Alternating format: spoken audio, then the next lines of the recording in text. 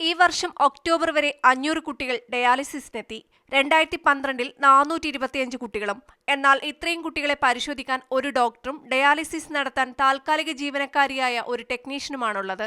2006-ലാണ് വൃക്കരോഗികളായ കുട്ടികൾക്ക് വേണ്ടി SAT ആശുപത്രിയിൽ ആദ്യ ഡയാലിസിസ് സെന്റർ തുടങ്ങിയത്.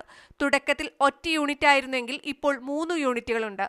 പക്ഷേ ജീവനക്കാരുടെ എണ്ണം വർദ്ധിച്ചില്ല. രാത്രികാലങ്ങളിൽ ഇവിടെ ഡയാലിസിസിന് സൗകര്യവുമില്ല. ഇവിടെ ഞാൻ ഒറ്റ ടെക്നീഷ്യൻ ആയതുകൊണ്ട് കേസ് എത്ര മണിക്കാണ് കഴിയുന്നത് അത്രയും ടൈം വരെ നമുക്ക് വർക്ക് ചെയ്യേണ്ടി വരും. ലീവ് എടുക്കാനോ അങ്ങനെയൊന്നും ഭയങ്കര ബുദ്ധിമുട്ടായി, എടുക്കാൻ പറ്റാറില്ല. 270 രൂപയാണ് ഇവർക്ക് നൽകുന്ന ദിവസവേതനം.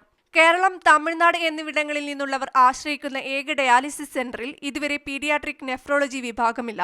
ഡയാലിസിസിനിടെ നില ഗുരുതരമാവുന്ന കുട്ടികളെ ഉടൻ വെന്റിലേറ്ററിലേക്ക് മാറ്റാനും ബുദ്ധിമുട്ടേണ്ടി വരുന്നു.